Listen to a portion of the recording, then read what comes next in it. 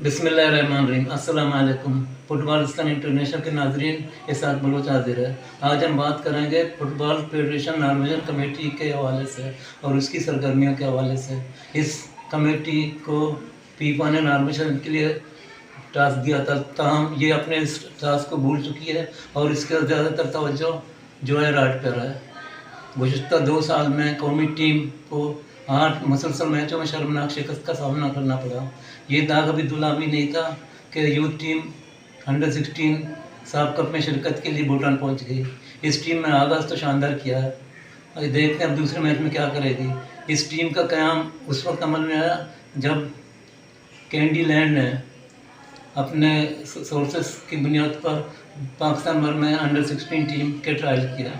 इस टीम ने का क़याम अमल में आने के बाद कैंडी लैंड के जो हेड कोच थे मोहम्मद तारिक बलोच, उनको दूध में मक्खी की तरह बाहर फेंक दिया गया और टीम पर फेडरेशन ने अपने नामजद कोचेज नामजद किए। इस कोच ने तो कह नहीं सकते कोच की कामयाबी है, हमारे यूथ खिलाड़ियों ने जो शानदार खेल का मुजाहरा भूटान के खिलाफ किया वो तो बेहतरीन है, लेकिन इस बात को भूलना नहीं चाहिए कि भूटान की कौमी टीम ओरिजिनल अंडर 16 लग रही थी। पाकिस्तान की टीम के बॉडी लैंग्वेज से इसमें शक है कि ये टीम है किस एज कैटेगरी की।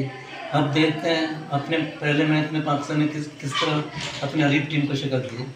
भूटान में मुनक़दा सार्क फेडरेशन के ममालिक पर मुश्तमिल साफ अंडर 16 फुटबॉल चैम्पियनशिप में पाकिस्तान ने कामयाब आगाज़ करते हुए मेज़बान भूटान को सनसनीखेज़ और दिलचस्प मुकाबले के बाद एक के मुकाबले में 2 गोल से शिकस्त दी। थेम्बो के जंगल मीतन स्टेडियम में पाकिस्तान की यूथ टीम ने शानदार खेल का मुजाहरा किया।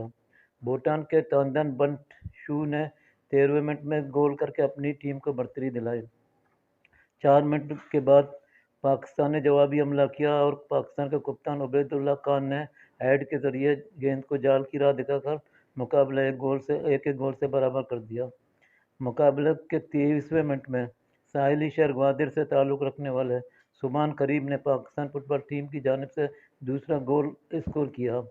सुभान करीम को टॉप ऑफ द डी मौका मिला और उन्होंने लेफ्ट फुट से एक ताकतवर शूट के ज़रिए गेंद को जाल में डालकर स्कोर 1-2 कर दिया। दूसरे हाफ में कोई भी टीम गोल ना कर सकी।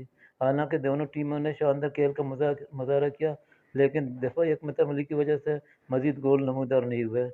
पाकिस्तान अंडर 16 ने अपना पहला मैच 1-2 से जीत कर टूर्नामेंट में फातिहाना आगाज़ किया।